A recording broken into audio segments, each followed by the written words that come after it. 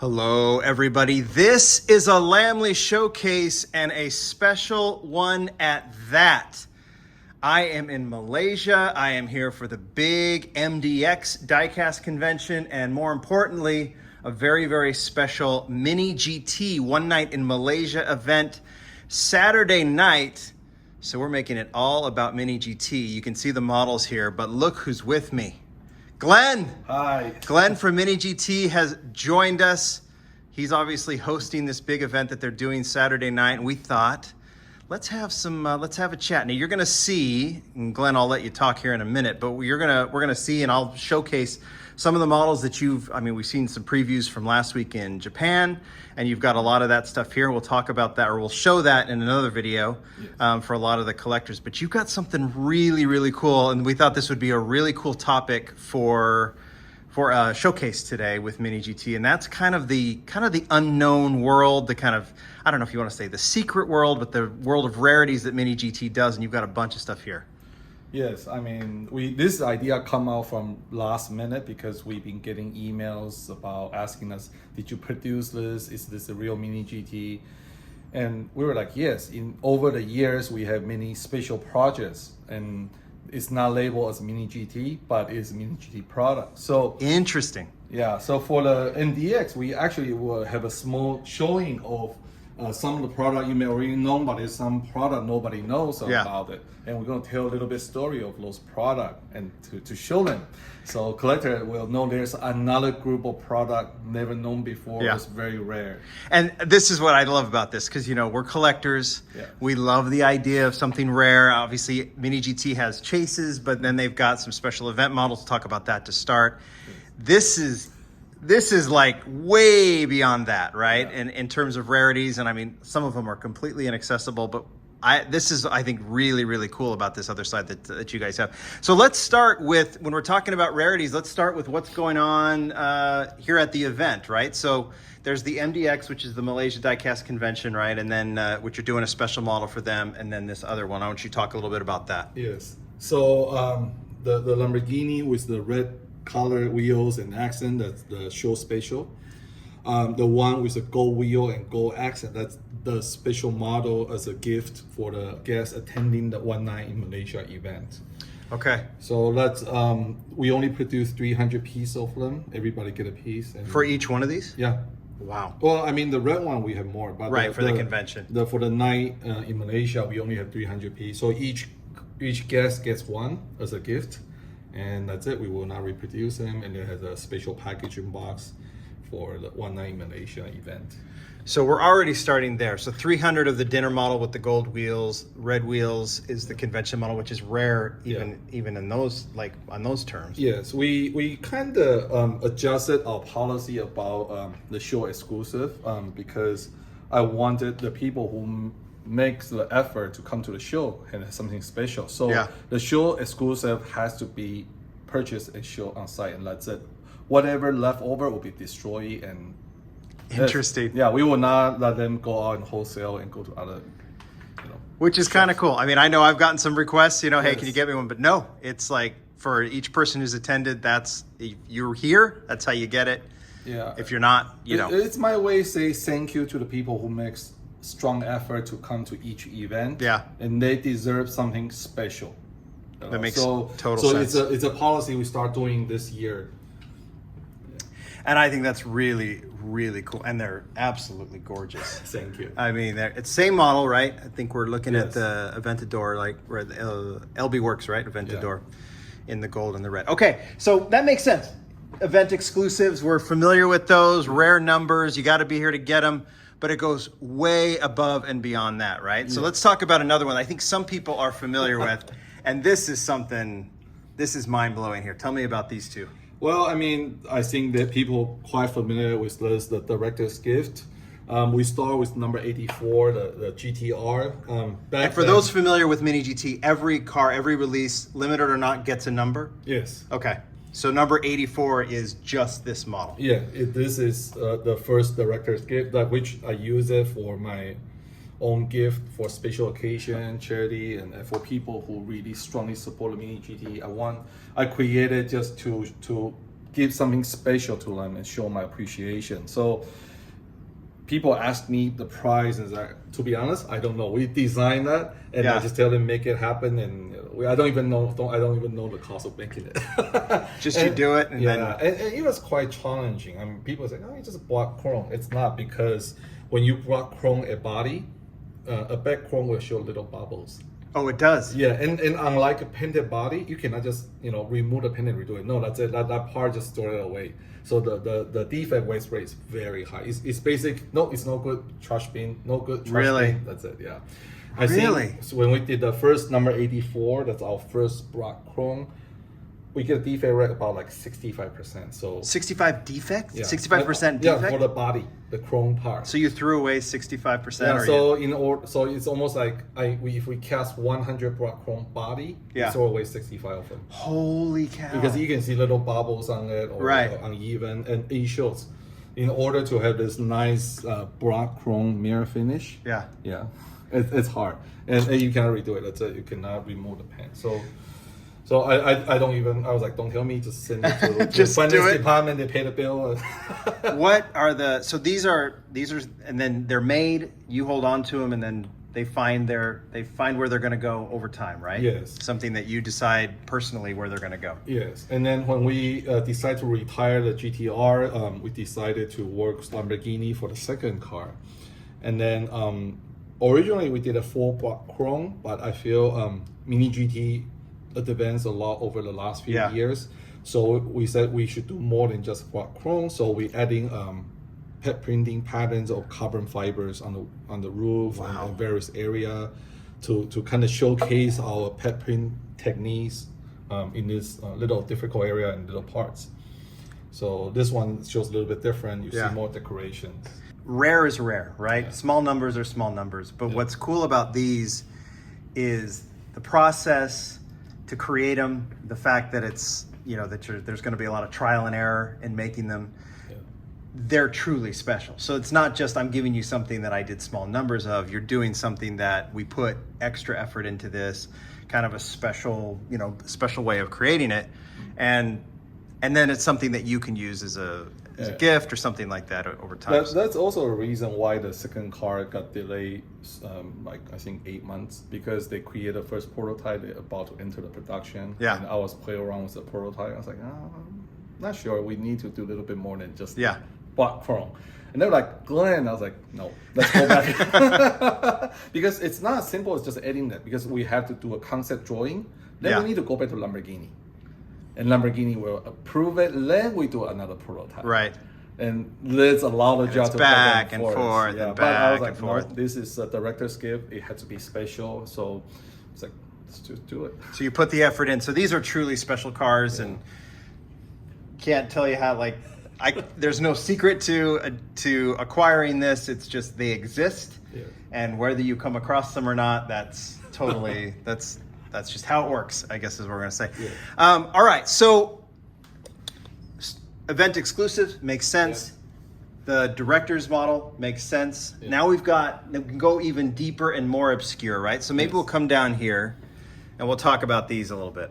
Okay, it's a Mini GT gift program. It's something I personally really likes this program. It means a lot to me because we start as a small business. We with a lot of support from the fans, we grow to where we are today, and I want to do something giving back to the communities. So we start with a Mini GT gift program that we included this GTR with special livery and some other model, bundle it, and then we basically donate the full proceeds, every single pennies, to the charities. Wow. Yeah, and it has to be children's related. And it was very successful for us. So last year it's the second year we do this program.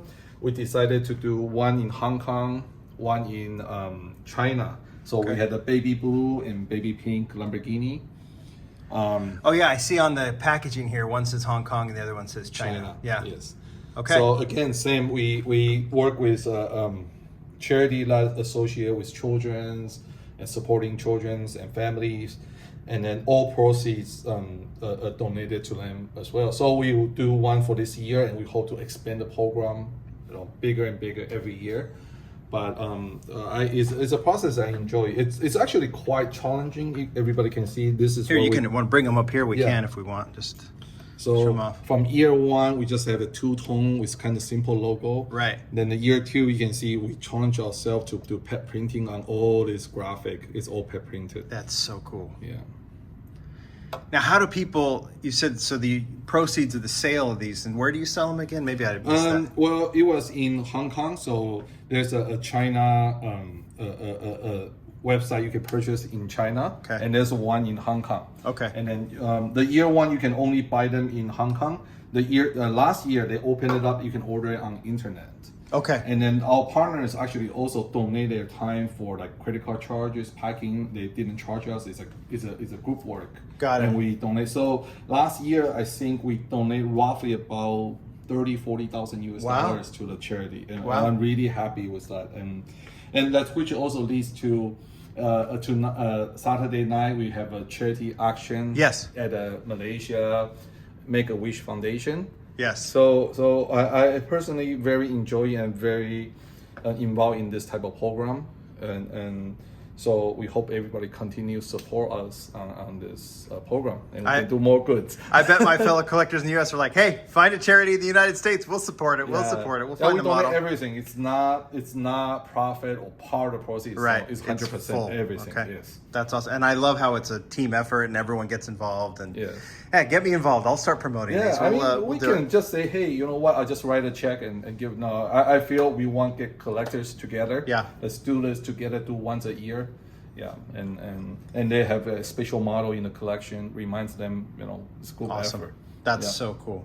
Well, yeah, we'll look forward to seeing what else is coming in that program, and I think there's a lot of people who will very happily be a part of it, especially considering they can buy a model, right? Yes. So, I showed this Lincoln years. I mean, it's been a couple years, but there's this is, and then we'll kind of expand on that a little bit. But talk a little bit about this Lincoln, and we can even put it back up here so we can look at it. So this is a special project. We did it for a friend and VIP of the company. He owns this Lincoln that he uses for classic rally race. Oh, really? Yeah, and one day I got a call from him and say, hey Glenn, I want a 12 scale model and a 64 scale model made of my Lincoln. I was like, are you kidding me? Yeah. And I want to do it the right way. I said, okay. So end up, we actually sent a 3D scanning team to UK to scan the whole car. Really? Yeah, just for the project. Just to make sure it was right. And then we did one of a 12 scale of the car. I mean, it's more detailed than this. It has a hula girl dancing inside, and we have that figure. Wow. Yeah, Wow. It was a fun project, and then I mean, from here you can see he joined the classic rally race many times. Yes. And so we Like the sticker over sticker over sticker. So we did that on pet printing, and he wants to have this 164 scale model that he can give it away when you attend the next rally race. Sure.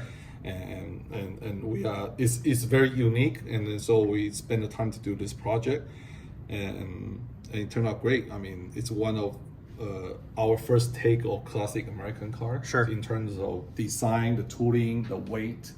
And I think by now people knows we have the block Right. street version that a lot of people likes, so that's where this all starts. And I think that's what I was going to ask, because we've seen that one, and now you've taken all that work, and we're all benefiting from it now, because Yes. it now, while it was a private project, it now moves into your normal.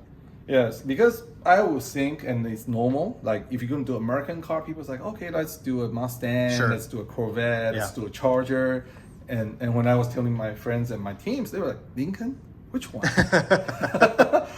What is that? Yeah, it was definitely like, when you think about the brand, it was definitely a left field kind of thing, right? Yes. And it's but you can kind of see like the origins of it make a ton of sense, and now you've got that, you can build off of that. And it's quite interesting because when we're doing prototype, normally when you do cars like this, we will say, hey, keep the paint thin, spread as thin as possible so you don't Right. block the line, don't cover the line. On this one, we go to reverse. I told them, make it thicker. That's Yeah. what all American car looks like. Big Sure. chunk of metal with thick paint. Yes. So tell them, go heavy in the spray painting and heavy on the weight. And I like how it turned out because when you look at it, you capture the visual essence of the Right. classic American car and the weight.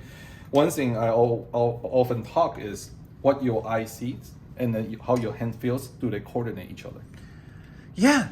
That has to, like when you see something nice, you pick it up really light, there's like the feeling doesn't sync. It doesn't. It feels strange. It doesn't make sense. Yeah. Yeah. So this one is a perfect example. Like the philosophy of Mini GT, what we try to achieve is when you look at it, it has to feel heavy, you feel American, and then what you see visually and the feeling on the hand, it has to coordinate.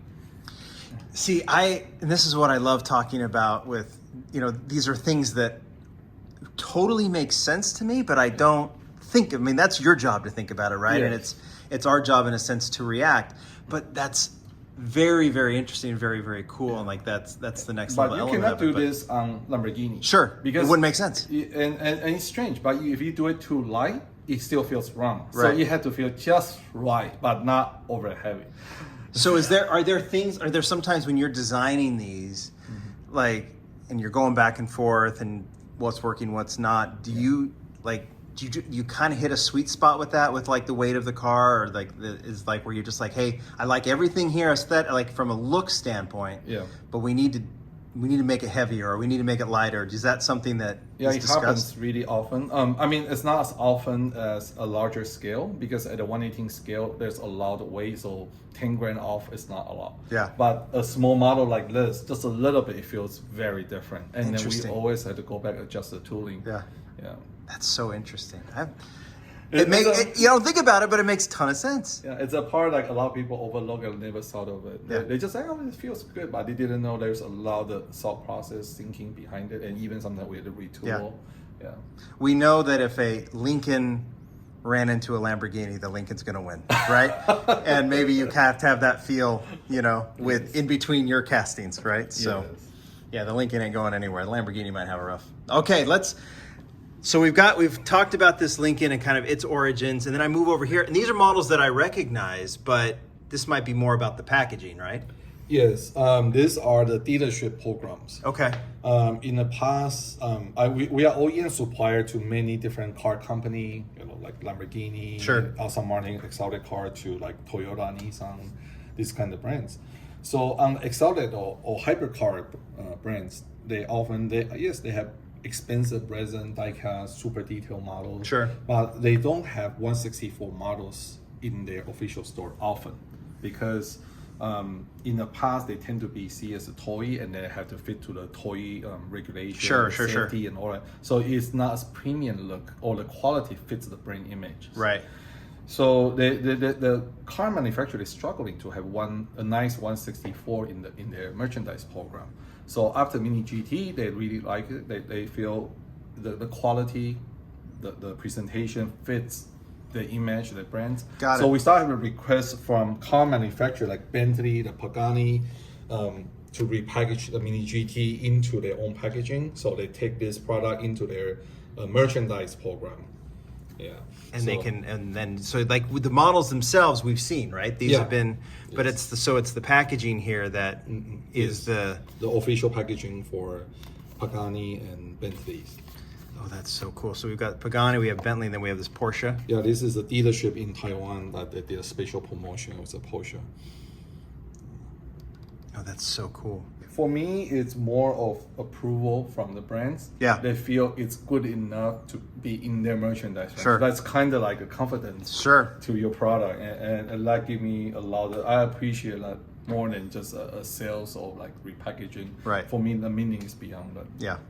Like it's a validation of what the direction you're trying to take this brand since you started. Yes.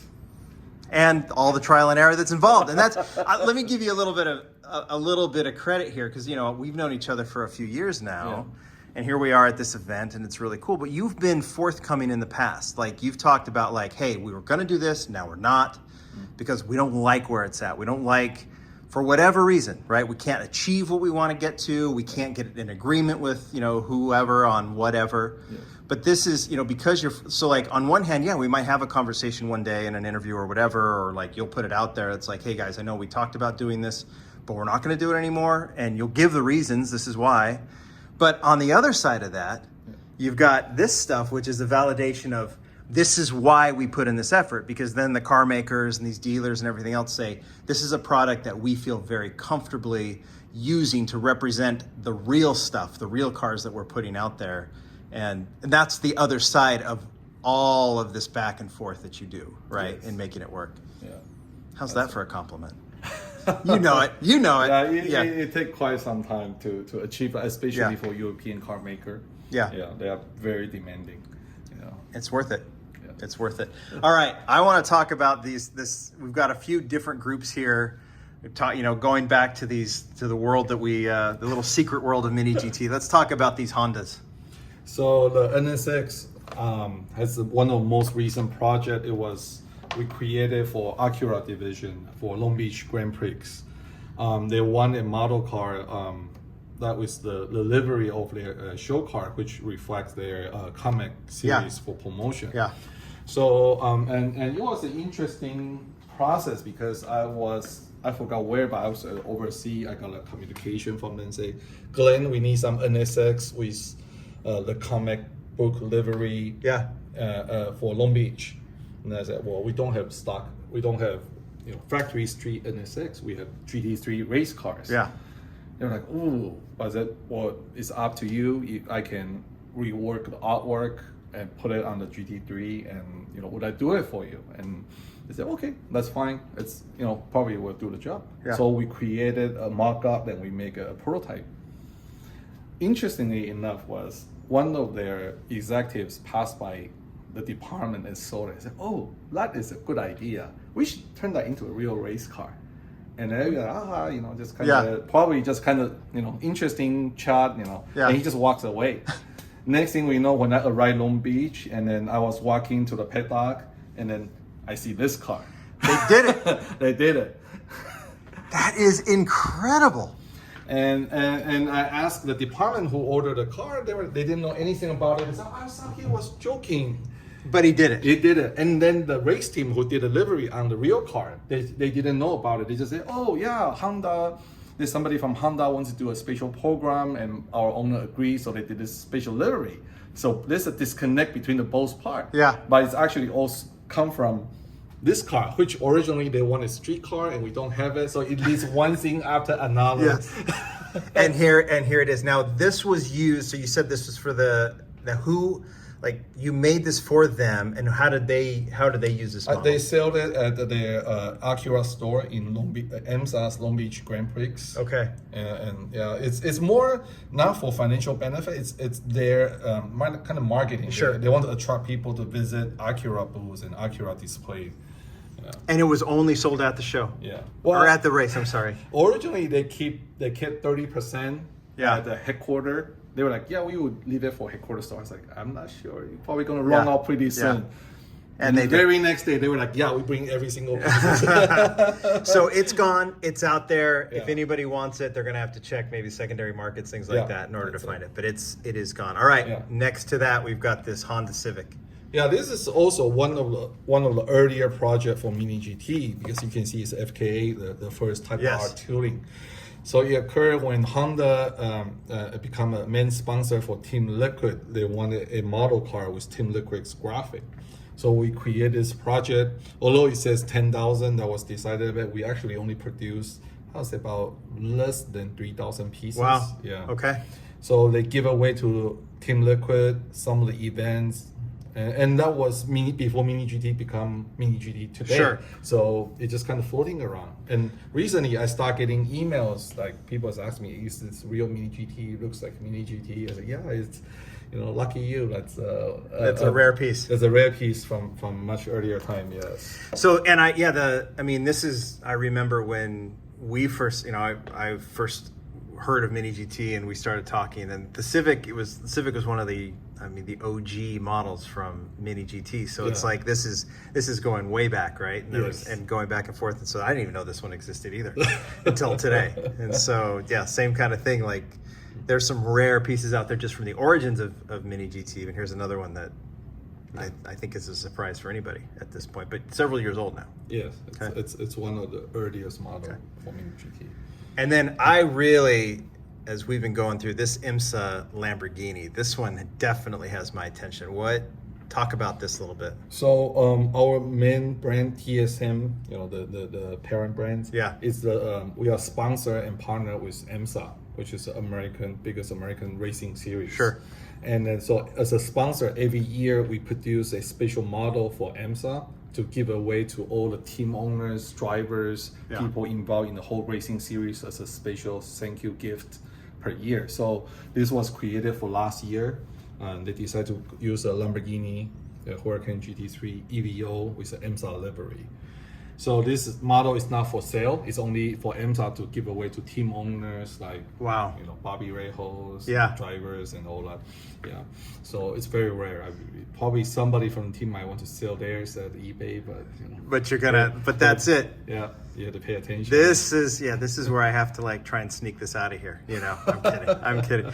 So we're talking. I mean, what's cool about these, and then we'll get to the last group here, is there seems to be like there's different purposes. I mean, obviously a lot of these brands from a promotion standpoint, they like them. Some of them are more like passion projects. Yes.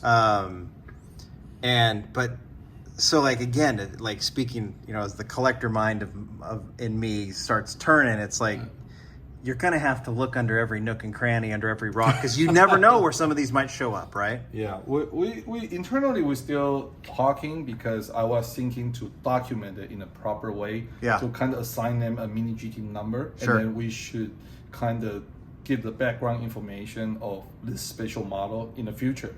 Yeah. But we still need to have more discussion because some project they might want to remain secret for a few years. Right. So we're not sure are we able to have a procedure established. Yeah. Without conflicting, cause any conflict with the owners or the brands and the customers. Yeah.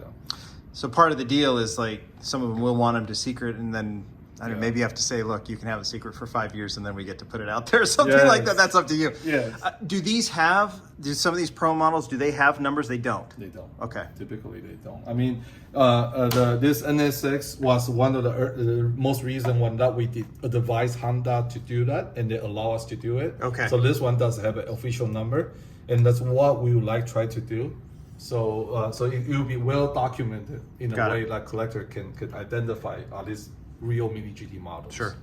And by the way, this is the second one. The first one is a Corvette CAR. So there's a Corvette with a similar livery, CAR. So yeah. Oh man. Yeah. So it's EMSA, so they must be the EMSA race car. Right. So of course, as the first one, as American racing, Corvette is a must choice. Yeah. So. Oh man, now I gotta go look for that thing too. Okay. All right, let's talk about these Porsches. So this is a very unique project. It's for a special event, All Dreams in Miami, that they work with Porsche, occurred in last year, November 29th. Yeah. The thing is, we got the communication at end of August, September, first week of September. This is last year. Last year. Yeah. Like, we need some model cars. I was like, okay, when do you need it? And this is from Porsche. Porsche. Like. Yeah, Porsche agent. Porsche themselves. Porsche okay. themselves. Yeah. I was like, okay. There's like, you got 6 weeks. 6 weeks. Okay. So we're like, okay, I'll try. And then, so they give us the details. Actually, the model is nothing fancy because they happen to be showing a new Line 11 white, Carrera 2, which we already have. You've done for your range. Yes. Okay. So they wanted with a special packaging for the event for the VIPs but so they designed the packaging that set the delivery days. But it was so rushed. The ship out day is 2 days before Thanksgiving. Oh no. And there's only one window for delivery because as Americans, we don't work in Thanksgiving, right? So Thursday and Friday off, plus Saturday, Sunday. Yeah, right? so they after some negotiation on US, China, and German Stuttgart, they were like, okay, fine, we will open on Friday to receive the shipment. Then we're gonna go back to our holiday, and then we're gonna start the event on Monday. It's like, okay, so we must make sure delivery occur on Friday. That's it. Yeah. Then we had to call UPS, call FedEx, call THL, But nobody knows because they had this calendar. Sure. Roughly. Yes, we think we do, but I'm not sure the exactly time. I was like, no, We can't guarantee. Well, I have to whatever. be there by Friday. Oh, I'm not sure. So we're like, oh my God. So it was very nerve-wracking. I stayed up whole nights watching the shipments and delivery. And I mean, it's a very unique project for Sure. us. But at And the same worth it time- because it's Porsche. yeah, it's Porsche. Yeah. And so at the end of the day, they delivered on time, and I was like so relieved. Yeah. So it got there. Yeah, so in case anybody wonder how I spent my Thanksgiving last year, that's what happened. I mean, I'm watching on my phone and the FedEx app, and then where is it? It's over Indiana. Okay. Yeah. That's not very fun, but worth it. Yeah, But I worth mean, it. there's one point of time they were telling me they might need to redirect the shipment to another city and truck it by car. I was like, no. Yeah. It's not gonna happen, but it went well. It did get there on time, and so. But Porsche was really happy. In fact, they want us to do a couple more projects for Singapore event, but we don't have the capacity because the schedule is conflict. Because Yeah. we have, I mean, what you see here about OEM special project, this is roughly about 25%. Of what you do. There's another Oh, I mean, 25% 75% of the other projects over you've what done. we do on this type of Wow. project. So there's another 75% we couldn't show you, or it's in process. Or, Yeah. Yeah. So, yeah. Wow. So and there's a conflict of schedule, but Yeah. we think it'll be fun in MDX to show a little bit the other side of Mini GT to share with the fans. Yes. Yes. Well, this has been an absolute treat. It's just the idea of these kind of rarities is fascinating as it is, but to get the stories behind them, to know that while we were all sitting back eating turkey, you were checking your phone and sweating a delivery to Germany. You said, is that where it's going? Yeah. That's fascinating, and I just think every one of these is such a cool. I mean, it's the models themselves are cool. The stories are even cooler. It makes them even more interesting, and the fact that there's different purposes for each one of them, right? Yes. Is so cool. So this is a treat. This is a cool angle. This is instead of just sneak peeks or what's new, like this has been really fun. And if there's 75% more out there, we're gonna have to do a part 2 of this one of these days. Definitely. Next year you'll see a lot more product. There's Okay. many things, and you'll see it gradually release this year. And Awesome. by that time we will be able to tell you that's a Mini GT. By the time I show this, people have seen some more of the stuff that you're displaying at MDX and then at the dinner. So we'll have. I mean, I'm going to try and post this as soon as we can. But there's a lot of Mini GT coming. A lot of exciting stuff. We haven't even talked about Kaido House and June's projects as well. But there's so much coming. Yeah. And this was an absolute treat to get into these little nooks and crannies. So Glenn, thank you so much for taking time for this. Yeah. This was a treat. Thank you. More to come. Thank you. Bye. Bye.